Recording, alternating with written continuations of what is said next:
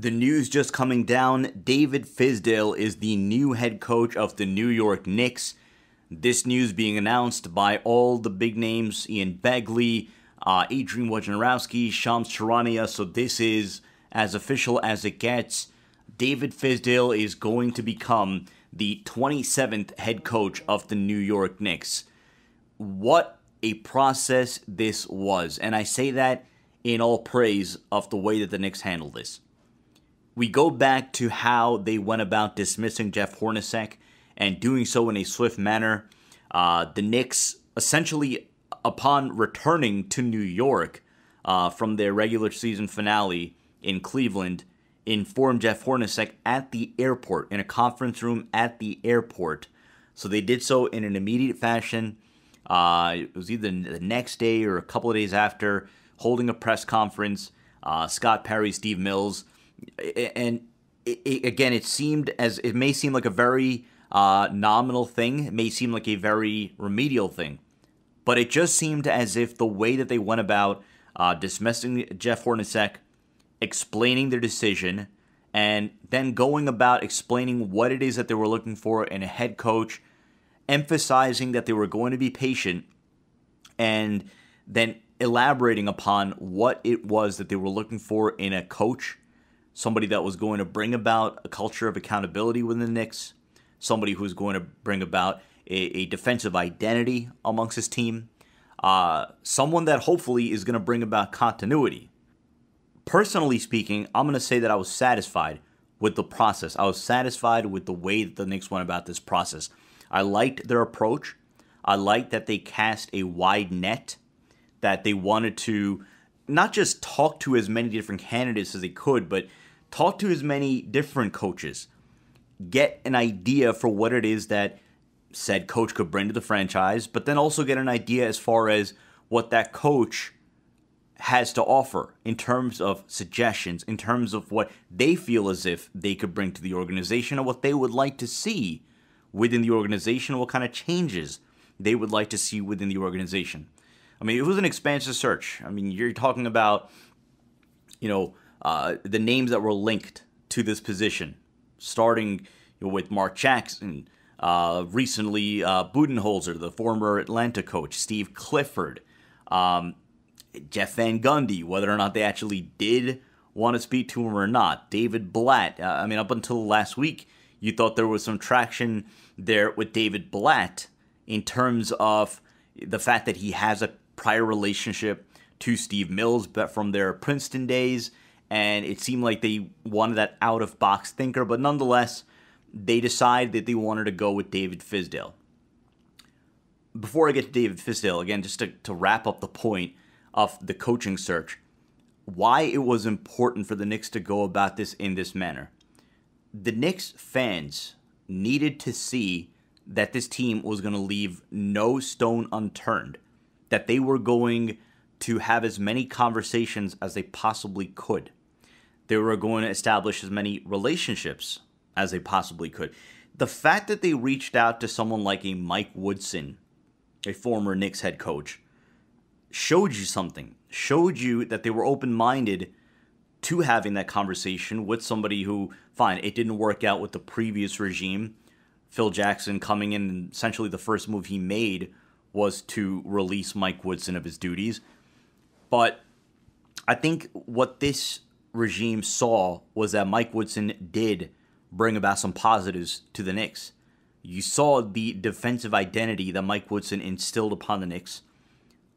I mean, look no further than their 54-win season in 2012. He presided over that. His thumbprints are all over that team. So, look, there are reports now that Mike Woodson reportedly might even be interested in being a number 2 to David Fizdale. And if you're a Knicks fan, and you could have the prospect of a Mike Woodson come in and work with the defense under David Fizdale, that is not a bad deal. That is not a bad equation for the Knicks. But David Fizdale takes over for Jeff Hornacek, and, look, I've said it in previous podcasts, but Jeff Hornacek was in an impossible situation. He was only with the team for 2 years, and whenever you have a regime change, whenever you have a change at the general manager position, it's always an uncertain time for the head coach, because whether or not you are a championship winning coach, whether or not you're a legendary coach, whatever the deal is, you're not that general manager's coach. It just comes down to that. And look, if you are someone who has won, if you do have a leg to stand on, then yeah, those factors are taken into consideration. But Jeff Hornacek didn't have that luxury. And when you are a new general manager like a Scott Perry, you're probably going to want to come in and run the team in a certain manner. You're going to want a coach who's going to coach in a certain manner, because you want to bring in players that play a certain style. Every general manager has their own style. Every coach has their own style. And when you have a new general manager, generally speaking, they're going to want to bring in a coach that speaks their language. And with Jeff Hornacek, again, you want to rehash the stories of getting into arguments with Kyle O'Quinn, getting into shouting matches with Joakim Noah, Kristaps Porzingis. None of that matters, because that happens everywhere. That happens at every NBA organization. That happens at every professional sports organization, whether or not you hear about it. So, look, what's in the past is in the past. The Knicks have moved on. They hired David Fizdale.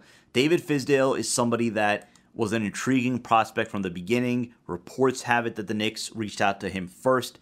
And Frank Isola tweeted this last night. He said, look, you don't generally reach out to your third choice as your first guy that you reach out to. So it seemed as if the interest was there from the get-go. But as the last 24 to 36 hours progressed, you started to see more and more reports that there was that word, traction, that there was traction to David Fizdale, moving up that totem pole, and the Knicks giving him serious consideration to make him the next head coach. For those who may be a little unaware of David Fizdale was the coach of the Memphis Grizzlies, but before that, better known as the assistant coach or associate head coach, one of those two positions, with the Miami Heat, with the LeBron, Dwayne Wade, Chris Bosh Miami Heat. I believe he has 2 championship rings with that Miami Heat run. But yeah, he was fired in Memphis. He coached them to a 43-39 record, but and he led them to the playoffs in 2016, 2017, where he had that epic soundbite about not being rooked by the refs. It showed you some fire. It showed you some personality, and hopefully that's the kind of thing he's going to be able to bring to New York. We like our big personalities, but we like winning. I mean, again, we talk about personalities and all sorts of other quantitative characteristics. If the player, if the coach, if the team is winning, we don't care about anything else. Rex Ryan, his first 2 years as Jets head coach, led them to 2 AFC title games, and everybody was celebrating the fact that he was funny, that he would come to press conferences wearing wigs, that he's cracking jokes at every chance he got, he's talking about meeting the president. But the moment they started losing games, the next year they go 8-8, and everybody's eating him alive. But David Fizdale, young guy, he's 43 years old. He led Memphis to the playoffs in 2017. Fired in his second season, which was last year, after a 7-12 start. Now, all the reports are that apparently he had a falling out with Marc Gasol, and David Fizdale kind of even, tipped his hat to that report a few days ago, talking about how if you don't get along with your star player, these are the kind of things that happen in the NBA. So, look, whatever happened in Memphis, we're probably never going to know the real story. There are a lot of times where you're never really going to know the story, that takes place in any professional sports team. But David Fizdale moves on, the Knicks move on, and the Knicks named David Fizdale as their next head coach. The biggest thing that David Fizdale, and again, I'm not going to sit here and act as if I am a David Fizdale expert, that I know the intricacies of David Fizdale's offensive, tactics or what he brings about in the defensive end of the floor. The one thing I can say is that he's very well liked.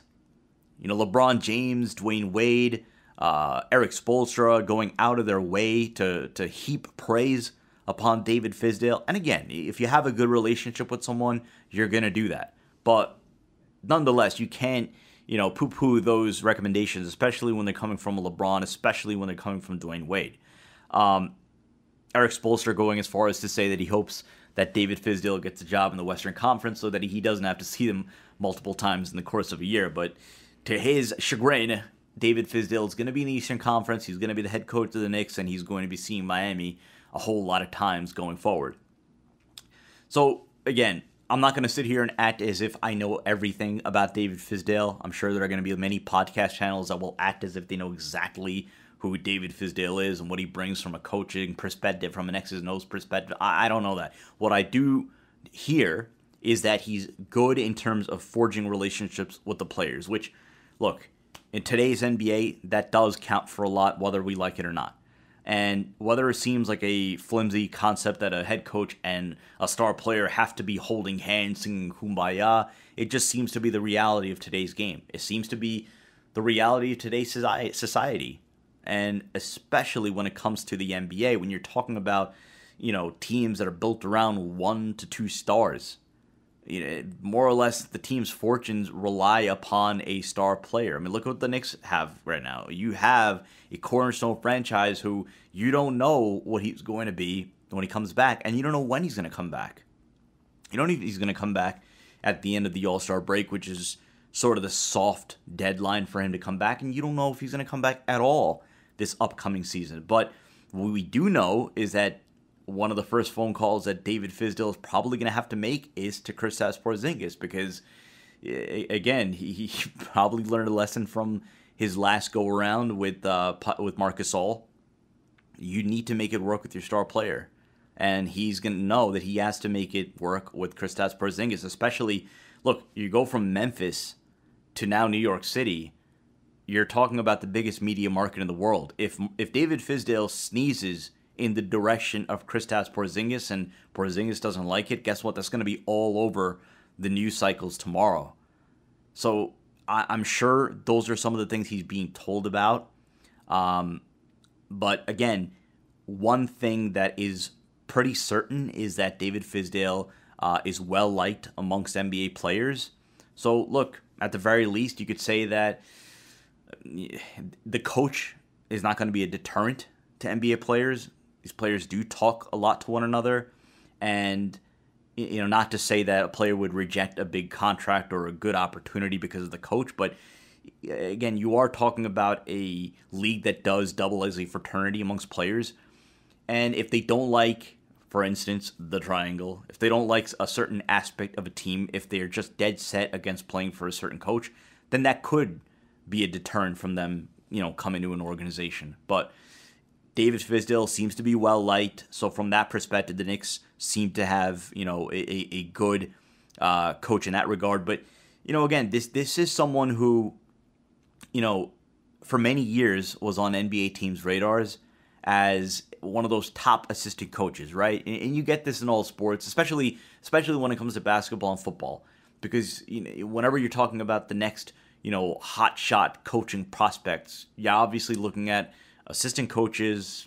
Football, you're looking at the defensive coordinator, the offensive coordinator, so on and so forth. But in basketball, you're usually going to be looking at the lead assistant coach. And David Fizdale, lead assistant coach to Eric Spoelstra, he was just seen as someone that one day was going to be a head coach and, was going to be an enticing prospect because, again, known league-wide as a smart basketball guy, as a guy with good energy, and a guy that has an ability to form relationships with players. So that's that.